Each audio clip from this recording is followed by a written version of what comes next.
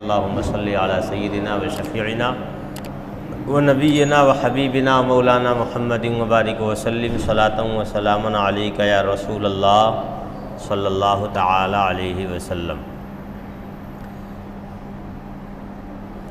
حضرات، سورہ نساء کی تفسیر چل رہی ہے۔ اس وقت سورہ نساء کی 162 آیات کی تفسیر ہو چکی ہے، چھٹا پارہ چل رہا ہے۔ آج انشاءاللہ 163ویں آیت کی تفسیر آپ حضرات کے سامنے بیان کی جائے گی۔ اللہ تبارک و تعالی ارشاد فرماتا ہے، انا اوحینا الیک کما اوحینا الی نوح والنبیین من بعدہ واوحینا الی ابراہیم واسماعیل واسحاق ویعقوب والاسباط وعیسیٰ وایوب ویونس وہارون وسلیمان وآتینا داود زبورا۔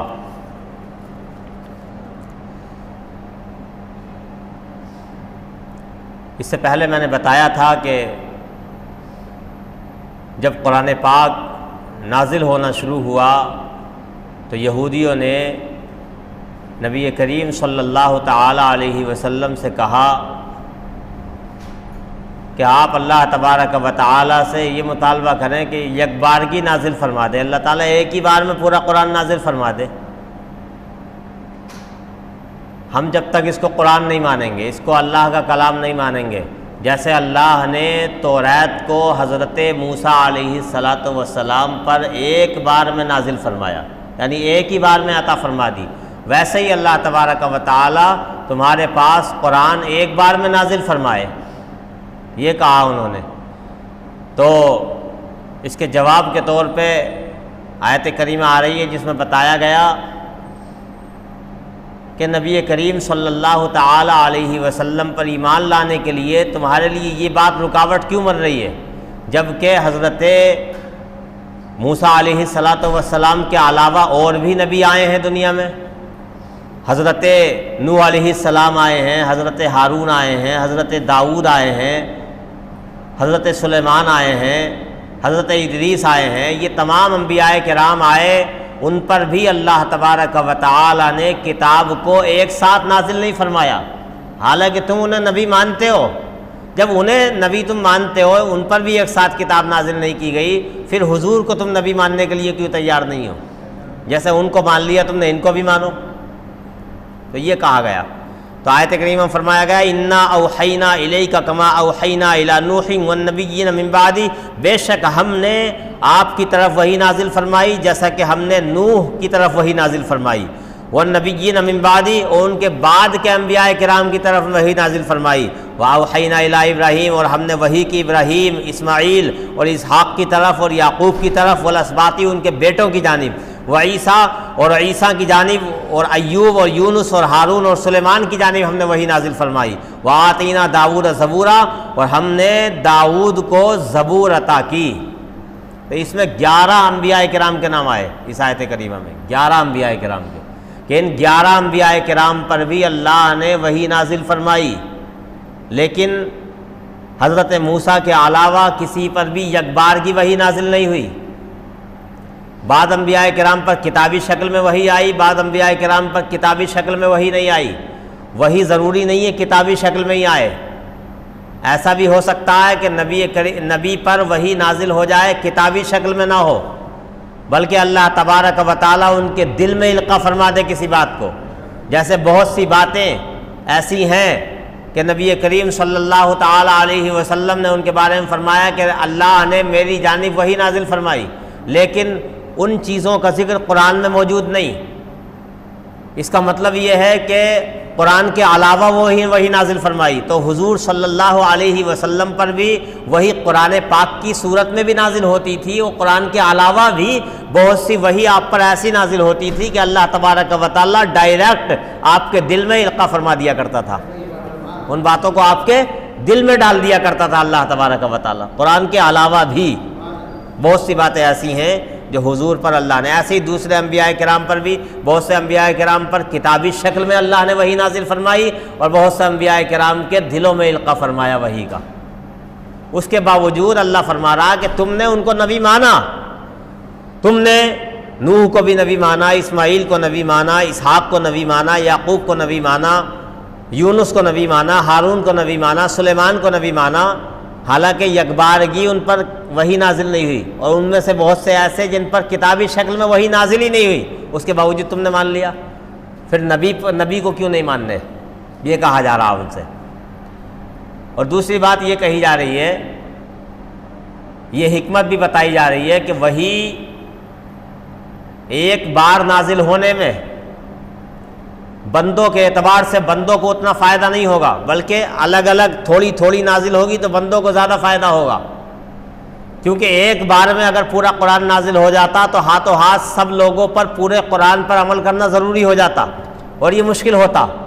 اللہ تبارک و تعالیٰ نے کرم فرمایا حضور کی امت پر کہ ایک ساتھ نازل نہیں فرمایا قرآن، بلکہ جیسے جیسے ضرورت پیش آتی رہی ویسے ویسے قرآن کی آیتیں نازل ہوتی رہیں۔ اگر ایک ساتھ نازل ہوتا تو زیادہ پریشانی ہوتی، لیکن تھوڑا تھوڑا نازل ہوا تو عمل کرنے کے اعتبار سے آسان ہو گیا۔ دوسری بات، حضرت موسیٰ علیہ السلام پر اللہ نے تورات نازل فرمائی۔ کمال ایک ساتھ نازل، ایک تو یہ کہ حضرت موسیٰ علیہ السلام کو اللہ نے بلایا اور نبی کریم صلی اللہ تعالی علیہ وسلم پر قرآن پاک نازل ہوا تو بلایا نہیں، وادی ایمن میں بلایا حضرت موسیٰ کو اللہ نے تورات نازل کی، لیکن آقا کریم صلی اللہ علیہ وسلم کو بلایا نہیں، بلکہ آپ کے لیے یہ آسانی فرمائی کہ آپ جہاں ہوتے وہیں آیت نازل ہو جاتی۔ آپ احد کے میدان احد میں ہیں تو وہی نازل ہو رہی ہے، آپ میدان بدر میں ہیں تو وہی نازل ہو رہی ہے، آپ حضرت عائشہ کے بستر میں ہیں تب وہی نازل ہو رہی ہے، آپ غار حرا میں ہیں تو وہی نازل ہو رہی ہے، آپ غار ثور میں ہیں تو وہی نازل ہو رہی ہے، آپ کسی اور میدان میں ہیں تب وہی نازل ہو رہی ہے، آپ جہاں ہوتے وہی نازل، وہی اللہ تبارک و تعالی جہاں آپ کو ضرورت پڑی وہیں پہ اللہ نے آیتیں نازل فرما دی۔ یہ کمال ہے۔ تو اس بات کا جواب دیا گیا۔ 11 انبیاء کرام کے نام اسماء گرامی اس آیت کریمہ میں جو ہے اللہ نے ذکر فرمائے۔ سب سے پہلے حضرت نوح کا نام، جب انبیاء کا ذکر ہوا حضور کے بعد تو پھر حضرت نوح کا نام سب سے پہلے آیا، اس کے بعد میں حضرت ابراہیم علیہ السلام کا نام آیا۔ تو نوح کا نام اس لیے کہ نوح علیہ السلام وہ پہلے نبی ہیں جنہوں نے اپنی قوم کو اللہ تبارک و تعالیٰ کے احکام کی دعوت دی، پہلے نبی ہیں جنہوں نے اپنی قوم کو اللہ تبارک و تعالیٰ یعنی احکام شرعیہ کی دعوت دینے والے پہلے نبی ہیں حضرت نوح علیہ السلام۔ ویسے سب سے پہلے نبی حضرت آدم علیہ السلام ہیں، لیکن جنہوں نے باضابطہ احکام شرعیہ کی دعوت دی اپنی قوم کو، اللہ تبارک و تعالیٰ کی توحید کی اور اپنے نبی ہونے کی دعوت دی، تو یہ اس اعتبار سے حضرت نوح علیہ السلام پہلے نبی ہیں۔ ہاں، اور دوسری بات یہ کہ حضرت نوح علیہ السلام ایسے نبی ہیں جنہیں اللہ تبارک و تعالی نے پوری دنیا کے لیے دعوت دینے کے لیے بھیجا۔ یعنی جس طریقے سے، کیونکہ نبیوں کا معاملہ یہ تھا کہ اللہ تبارک و تعالی بعض نبی کو کسی قبیلے کے لیے بھیجتا، بعض کو کسی علاقے کے لیے بھیجتا، ایک ایک علاقے کے لیے بھی نبی آئے۔ یعنی ایسا نہیں ہے کہ ایک نبی پوری دنیا کے لیے آیا ہو ہر نبی، بلکہ بعض نبی ایسے تھے جو بعض علاقوں کے لیے آئے، لیکن حضرت نوح کو اللہ نے ساری دنیا کے لیے بھیجا تھا، جیسے حضور اکرم صلی اللہ علیہ وسلم کو اللہ نے ساری دنیا کے لیے بھیجا تھا، ایسے ہی حضرت نوح کو ساری دنیا کے لیے بھیجا تھا اللہ تعالی نے۔ اس کے بعد اللہ تبارک و تعالی نے ارشاد فرمایا وَرُسُلًا قَدْ قَصَصْنَاهُمْ عَلَيْكَ مِنْ قَبْلُ وَرُسُلًا لَمْ نَقْصُصْهُمْ عَلَيْكَ وَكَلَّمَ اللَّهُ مُوسَىٰ تَكْلِيمًا، اور ہم نے رسول بھیجے، ایسے رسول بھیجے کہ جن کا قصہ ہم نے آپ سے بیان کر دیا اس سے پہلے، جن کے متعلق ہم نے آپ سے یا اے محبوب ہم نے آپ سے بیان کر دیا، ورسولن، اور ایسے رسول بھیجے کہ جن کے بارے میں ہم نے آپ سے ابھی تک بیان نہیں کیا، وکلم اللہ موسیٰ تکلیما، اور اللہ تبارک و تعالی نے حضرت موسیٰ سے کلام فرمایا، حقیقتاً کلام فرمایا۔ اس آیت کریمہ میں اللہ تبارک و تعالی ارشاد فرما رہا اے محبوب ہم نے ایسے رسول بھی بھیجے جن کے بارے میں ہم نے سب کچھ آپ کو بتا دیا ہے، اور ایسے رسول بھی بھیجے ہم نے کہ جن کے بارے میں ابھی تک آپ کو نہیں بتایا ہے۔ اس سے مطلب یہ نہیں ہے کہ بہت سے رسولوں کے بارے میں ہمارے نبی کو پتہ نہیں ہے. ہمارے نبی کو ہر ایک رسول کے بارے میں، جتنے بھی رسول آئے ہیں، جتنے نبی آئے ہیں، سب کے بارے میں پتہ ہے. جس وقت یہ آیت کریمہ نازل ہوئی اس وقت تک سب کے بارے میں نہیں پتہ تھا، لیکن اللہ نے بعد میں جیسے جیسے ضرورت پیش آتی رہی ویسے ویسے اللہ تعالیٰ بیان فرماتا رہا. نبی کے دنیا سے جانے سے پہلے نبی کو اللہ نے، ہمارے نبی کو تمام رسولوں کا اور تمام نبیوں کا علم عطا فرما دیا. دوسری آیت کریمہ میں اس بات کو بیان کیا گیا ہے. اور اللہ نے موسیٰ علیہ السلام سے حقیقتاً کلام فرمایا. حقیقتاً کیا مطلب؟ یہ نہیں ہے کہ اللہ نے حضرت موسیٰ سے جو کلام فرمایا تھا وہ کسی فرشتے کے ذریعے ہو، نہیں، بلکہ حضرت موسیٰ سے اللہ نے جو کلام فرمایا وہ ڈائریکٹ کلام فرمایا. ڈائریکٹ یعنی خود اللہ تبارک و تعالیٰ کلام فرماتا، حضرت موسیٰ اللہ تبارک و تعالیٰ کے کلام کو سنتے. جب پہلی مرتبہ اللہ نے حضرت موسیٰ علیہ السلام سے کلام فرمایا تو حضرت موسیٰ کو اتنا مزہ آیا، اتنا لطف اور شیرینی محسوس ہوئی. کہا ہے مالک و مولا پروردگار، تیرا کلام تو میں نے سن لیا، تیرے کلام میں بڑا مزہ ہے، تیرے کلام میں بڑی شیرینی ہے، تیرے کلام میں بڑا کیف ہے، تیرے کلام نے مجھے بالکل مدہوش یعنی مجھے دیوانہ بنا دیا ہے. اے مالک و مولا، جب تیرے کلام میں اتنا مزہ ہے تو تیرے دیدار میں کتنا مزہ ہوگا. کیونکہ انسانی فطرت ہے کہ جس کی بات کو سنے اس کی صورت کو بھی دیکھے. آپ کوئی کیسٹ سنتے ہیں تو اتنا مزہ نہیں آتا، آپ چاہتے ہیں کیسٹ میں جس کی آواز آ رہی ہے، آڈیو میں جس کی آواز آ رہی ہے اس کی صورت کو بھی دیکھیں. یہ انسانی فطرت ہے. تو حضرت موسیٰ علیہ السلام نے کلام تو سن لیا لیکن اللہ کو دیکھا نہیں. اللہ کی آواز آ رہی ہے حضرت موسیٰ تک. کہا ہے مالک و مولا اپنا دیدار اور کرا دے. اللہ نے فرمایا لن ترانی، تم مجھے ہرگز نہیں دیکھ سکتے، تم میں وہ طاقت نہیں ہے کہ تم مجھے دیکھ سکو. لیکن حضرت موسیٰ علیہ السلام کو اللہ سے بڑی محبت تھی، بڑی دیوانگی تھی. کہا ہے مالک و مولا مجھے تو ضرور دیکھنا ہے، مجھے دکھا دے. یعنی بار بار اصرار کیا. 90 پارے میں اس بات کو بیان کیا گیا قرآن کریم کے. بار بار اصرار کیا حضرت موسیٰ نے، تو اللہ نے فرمایا ڈائریکٹ تو تم مجھے دیکھ نہیں سکتے. ڈائریکٹ تو یہ الگ بات ہے. آج کے بہت سے لوگ کہتے ہیں ہم تو ڈائریکٹ اللہ تک پہنچیں گے، ہمیں کسی وسیلے کی ضرورت نہیں ہے. یہ حضرت موسیٰ ہیں. اللہ حضرت موسیٰ سے کہہ رہا ڈائریکٹ تم بھی مجھے نہیں دیکھ سکتے، وسیلے کی ضرورت ہے، واسطے کی ضرورت ہے. کہا اگر مجھے دیکھنا ہے تو انظر الی الجبل، پہاڑ کی جانب دیکھو. ایک پہاڑ تھا، کہا اس پہاڑ کی جانب دیکھو. تو اللہ تبارک و تعالیٰ نے اپنے نور کی تجلی اس پہاڑ پہ ڈالی. اپنے نور کی تجلی، فقط تجلی ڈالی. کتنی تجلی ڈالی؟ اتنی ہلکی تجلی تھی. علماء نے لکھا ہے کہ سوئی کا جو ناکہ ہوتا ہے اس کے 1 کروڑ حصے کیے جائیں، اس 1 کروڑ حصوں میں سے ایک حصے سے بھی کم اللہ نے اپنے نور کی تجلی پہاڑ پہ ڈالی. تو قرآن میں آیا فلما تجلی ربہ للجبل جعلہ دکا وخر موسیٰ صعقا. جب اللہ نے اپنی تجلی پہاڑ پہ ڈالی تو پہاڑ پاش ہو گیا، ٹکڑے ٹکڑے ہو گیا، اور حضرت موسیٰ علیہ السلام بے ہوش ہو کے زمین پہ گر پڑے. یعنی دیکھ نہیں سکے اس تجلی کو بھی. یہ تو اللہ تبارک و تعالیٰ کا کرم بالائے کرم ہے. اور ہم فخر کے ساتھ کہتے ہیں کہ جس رب کی تجلی کو موسیٰ علیہ السلام دیکھ نہیں سکے، اللہ نے ہمارے نبی کو وہ صلاحیت، وہ طاقت، وہ قوت عطا فرمائی کہ اللہ کو ہمارے نبی نے بالکل سامنے سے دیکھا، روبرو دیکھا. اور کیسا دیکھا؟ کسی نے پوچھ لیا صحابہ میں سے یا رسول اللہ آپ نے کیسا دیکھا؟ نبی فرماتے ہیں رأیت ربی فی احسن صورہ، میں نے اپنے رب کو بڑی اچھی صورت میں دیکھا. ہاں تو یہ ہمارے نبی کا کمال ہے. تو حضرت موسیٰ علیہ السلام سے اللہ نے ڈائریکٹ کلام فرمایا. بہت سے یہودی کہتے کہ دیکھو ہمارے نبی سے تو ڈائریکٹ اللہ نے کلام فرمایا، تمہارے نبی سے ڈائریکٹ کلام نہیں فرمایا، بلکہ تمہارے نبی کو تو اللہ نے حضرت جبریل کے ذریعے جو ہے، جیسے تم کہتے ہو جبریل کے ذریعے بھیجی آئے تھے، تو ڈائریکٹ نہیں فرمایا. تو میں آپ کو بتاؤں ڈائریکٹ بھی فرمایا.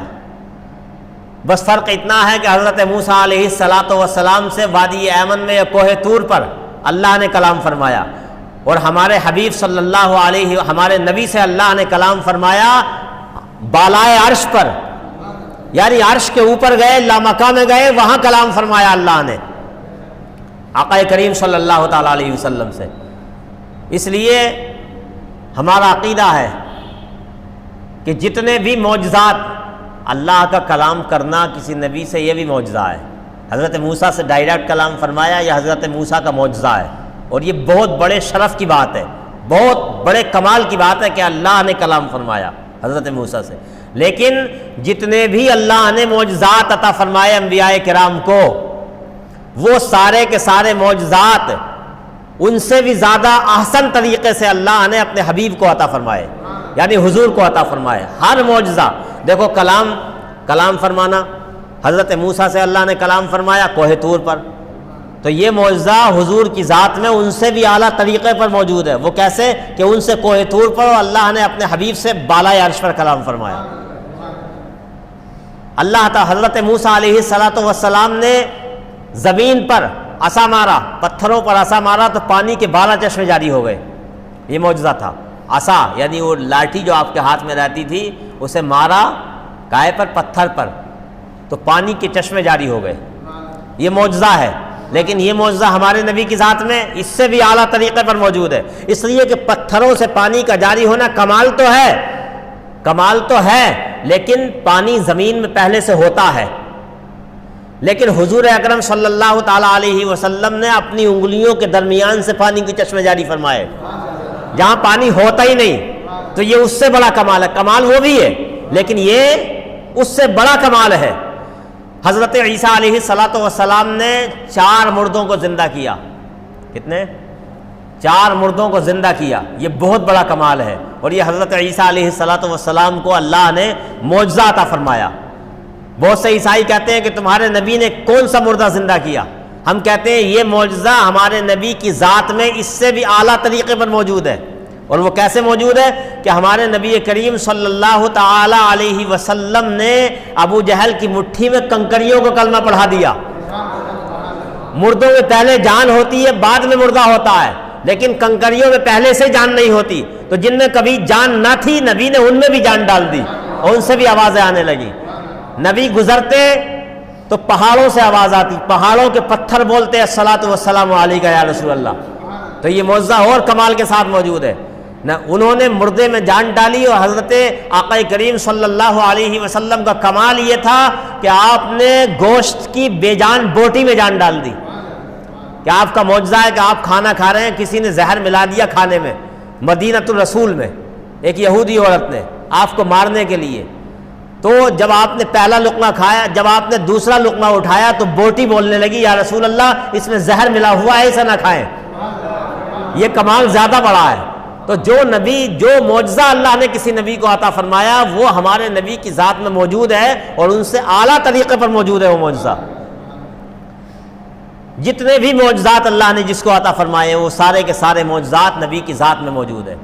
بے جان محبت کرنا یہ جاندار کا کام ہے، لیکن آقا کریم صلی اللہ علیہ وسلم فرماتے ہیں کہ احد پہاڑ جو ہے یہ ہم سے محبت کرتا ہے، اور ہم اس احد پہاڑ سے محبت کرتے ہیں۔ یعنی پتھروں میں جو ہے وہ یہ طاقت و صلاحیت نہیں ہوتی، لیکن ہمارے نبی کا معاملہ یہ ہے کہ پتھر میں بھی وہ طاقت و صلاحیت پیدا ہو گئی کہ وہ بھی محبت کرنے لگے۔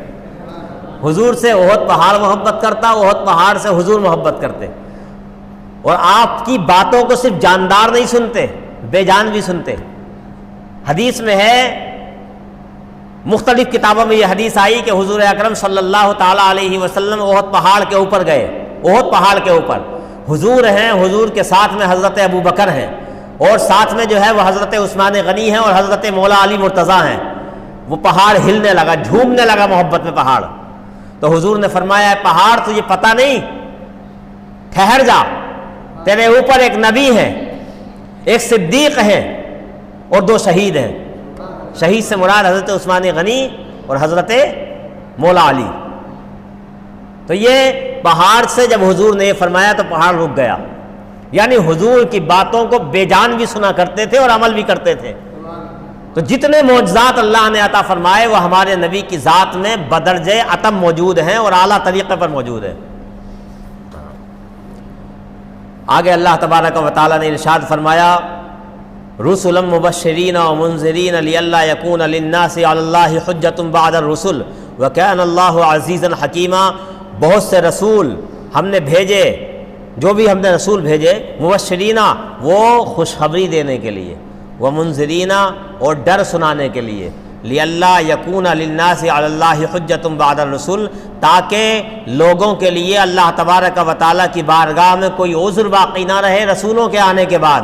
وَكَانَ اللَّهُ عَزِيزًا حَكِيمًا، اور اللہ تبارک و تعالیٰ غالب حکمت والا ہے۔ اس آیت کریمہ میں فرمایا گیا، یہودیوں کا گویا یہاں بھی رد کیا گیا ایک طرح سے کہ تم کہتے ہو قرآن یک بارگی نازل ہو جائے، قرآن تھوڑا تھوڑا نازل ہو یا یک بارگی نازل ہو، مقصد جو ہے وہ یہ ہے کہ قرآن کریم یا انبیاء کرام کا آنا، یہ مقصد یہ ہے کہ لوگوں کو ہدایت کا راستہ دکھایا جائے۔ یا انبیاء کرام جتنے بھی آئے لوگوں کو خوشخبریاں دینے کے لیے، یعنی جنہوں نے اچھے کام کیے انہیں جنت کی خوشخبریاں سنائی گئیں، اور جنہوں نے برے کام کیے انہیں ڈرایا گیا جہنم کے عذاب سے۔ تو مقصد تو یہ ہے، یہ دیکھو کہ قرآن کریم اس مقصد کو پورا کر رہا ہے یا نہیں کر رہا، اس بات کو دیکھو۔ یہ مت دیکھو کہ ایک بار کی نازل ہو رہا ہے یا تھوڑا تھوڑا نازل ہو رہا ہے۔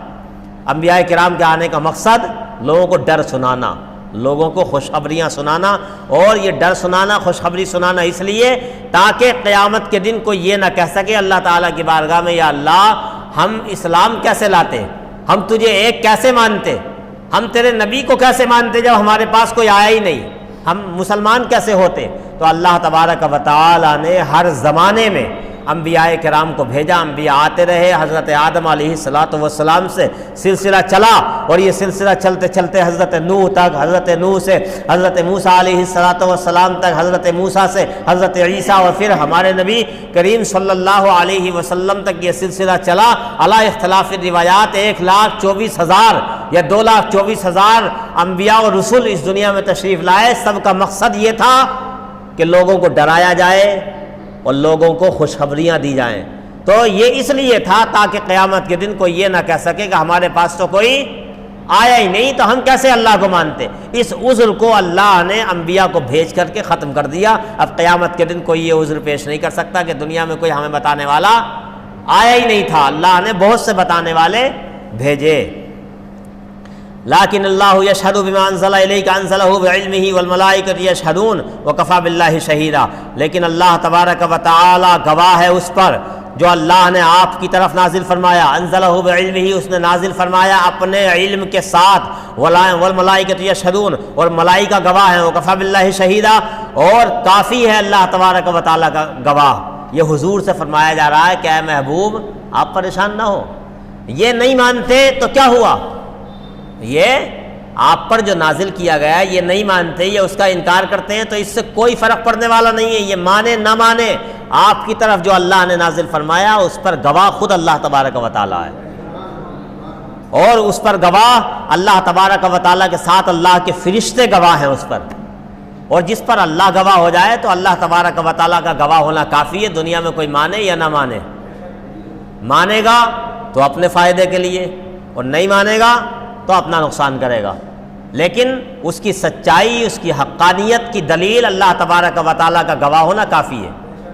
تو آپ کی طرف اللہ نے جو دین اسلام نازل فرمایا یا قرآن نازل فرمایا، اسے یہ یہودی، یہ دنیا والے مانے نہ مانے، لیکن اللہ تبارک و تعالیٰ اس پر گواہ ہے کہ وہ سچی کتاب ہے، وہ سچا دین ہے۔ ان الذین کفروا وصدوا عن سبیل اللہ قد ضلوا ضلالا بعیدا، بے شک وہ لوگ جنہوں نے کفر کیا، وصدوا، اور روکا اللہ تبارک و تعالیٰ کے راستے سے، قد ضلوا ضلالا بعیدا، وہ دور کی گمراہی میں پڑ گئے۔ اس سے مراد یہ ہے کہ جنہوں نے کفر کیا اور اللہ کے راستے سے روکا۔ یہودیوں میں دونوں چیزیں تھیں، یہودیوں نے کفر بھی کیا کہ نبی کریم صلی اللہ علیہ وسلم پر ایمان نہیں لائے، یہ تو کفر کیا، اور دوسری بات یہ کہ انہوں نے دوسروں کو بھی اسلام نہیں لانے دیا۔ بہت سے لوگ جو ان سے پوچھتے تھے کیا یہی ہیں وہ رسول جن کے بارے میں تورات میں بتایا گیا، تو یہ کہتے ہیں نہ، یہ نہیں ہے وہ رسول، بلکہ جو حضور کی نشانیاں تورات و انجیل میں بیان کی گئی تھی تو یہ انہیں بدل دیتے تھے۔ حضور کے بالوں کے بارے میں جو بتایا گیا تو اس کا الٹا بیان کرتے تھے، حضور کے قد کے بارے میں جو بتایا گیا اس کا الٹا بیان کرتے تھے، یعنی لوگوں سے چھپا کر کے لوگوں کو دین اسلام سے روکتے تھے، اور کہتے تھے کہ حضرت موسیٰ کے بارے میں تورات میں یہ بیان کیا گیا کہ وہ جو ہے قیامت تک رہیں گے، یعنی اس درمیان میں کسی اور پر ایمان لانا ضروری نہیں ہے، یہ بتاتے تھے۔ اس طریقے سے یہ کہتے تھے کہ حضرت ہارون علیہ السلام یا ان کے علاوہ اور نبیوں کا کچھ کا نام لیتے تھے، کہتے تھے کہ جو ان کی نسل سے پیدا ہوگا، جو ان کی نسل سے ہوگا وہی نبی ہوگا، دوسرا کوئی نبی نہیں ہوگا۔ اس طرح کی باتیں کر کے لوگوں کو اللہ کے دین میں آنے سے روکتے تھے، اور بہت سے لوگوں کو انہوں نے روک دیا۔ جو ان سے پوچھتے تھے نبی کے بارے میں تو یہ غلط بیانی سے کام لیتے تھے، تو ایک تو خود کفر کیا، دوسرا انہوں نے انہیں روک دیا۔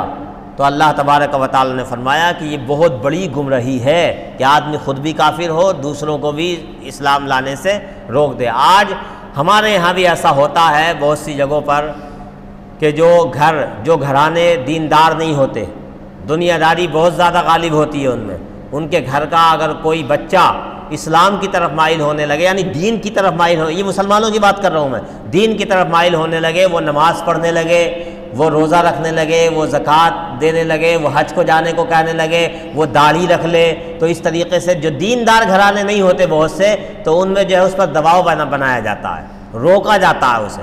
ایسا ہم نے دیکھا، روکا جاتا ہے، یہاں تک کہ اگر کوئی بالکل دنیا دار گھرانے کا، کسی بڑے گھرانے کا کوئی لڑکا وہ کہنے لگے میں تو عالم بنوں گا، میں تو مدرسے میں پڑھوں گا، تو اسے روکا جاتا ہے کہ نہیں، مدرسے میں پڑھ کے ترقی نہیں مل سکتی، عالم بن کے ترقی نہیں مل سکتی، دنیا میں جو ہے بہت زیادہ بڑا نہیں ہو سکتا، اس لیے ہمیں تمہیں جو ہے وہ ڈاکٹر بنانا، ہمیں تمہیں IAS IP یا ہمیں تمہیں جو ہے وہ کوئی بہت بڑا افسر بنانا دنیاوی، یعنی دین کی طرف جانے والے کو روکا جاتا ہے۔ بہت سے گھرانے ایسے ہیں، تو ہمیں ڈرنا چاہیے۔ بہت سے شوہر جو ہے وہ بالکل جو ہے دنیا دار ہوتے ہیں، ان کی بیویاں نیک ہوتی ہیں، وہ نماز پڑھنا چاہتی ہیں، قرآن پڑھنا چاہتی ہیں زیادہ، تو انہیں ان کے شوہر روکتے ہیں۔ ایسی مثالیں بھی ہمارے سامنے آئیں کہ شوہر قرآن نہیں پڑھنے دیتا، شوہر نماز نہیں پڑھنے دیتا۔ ایسے ہی بہت سی بیویاں ایسی ہیں جو شوہروں کو دیندار نہیں بننے دیتی، وہ اگر دین کی طرف جاتے ہیں یا داڑھی رکھنے کی طرف جاتے ہیں یا اور دین کی طرف جاتے ہیں تو وہ انہیں روکتی ہیں، ماڈرن بنانا چاہتی ہیں شوہر کو۔ تو اس طریقے سے قرآن کریم میں یہ بتایا گیا، یہ دین کی طرف روکنے کا جو معاملہ ہے یہ یہودیوں کی صفت ہے۔ کس کی پہچان ہے؟ یہ یہودیوں کی، کہ دین کی طرف آنے سے یہودی روکتے تھے۔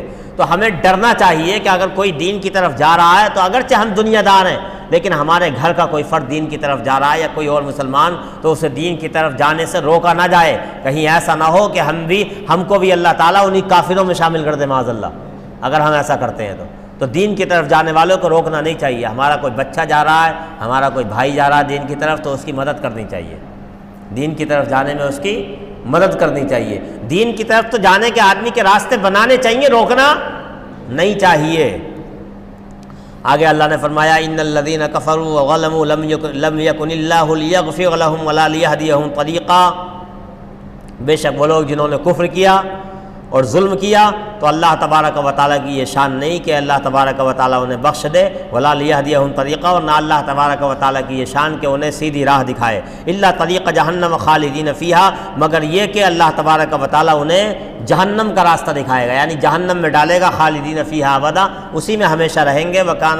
وَكَانَ ذَلِكَ عَلَى اللَّهِ يَسِيرًا، اور یہ اللہ تبارک و تعالیٰ پر بہت زیادہ آسان ہے۔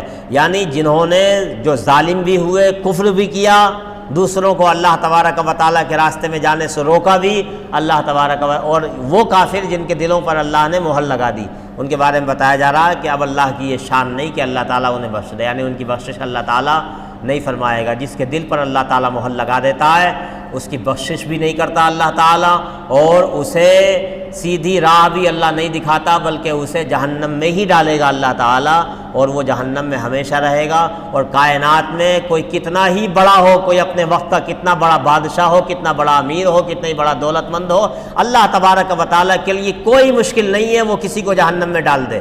یہ اللہ تبارک و تعالیٰ کی مرضی ہے، کسے جنت عطا فرمائے، کسے جہنم عطا فرمائے۔ ہاں یہ اللہ تبارک و تعالیٰ نے قاعدہ اور قانون بنا دیا، اصول بنا دیا کہ جو اللہ اس کے رسول صلی اللہ علیہ وسلم کے احکامات پر عمل کریں گے، ان کی پیروی کریں گے، ان کے طریقے پر چلیں گے، اللہ تعالیٰ انہیں جنت عطا فرمائے گا، اور جو اللہ اس کے رسول کی مخالفت کریں گے، اللہ تبارک و تعالیٰ کے راستے سے روکیں گے، لوگوں کو ظلم کریں گے، تو انہیں اللہ تبارک و تعالیٰ جہنم عطا فرمائے گا۔ یہ اللہ تبارک و تعالیٰ نے اصول بنا دیا۔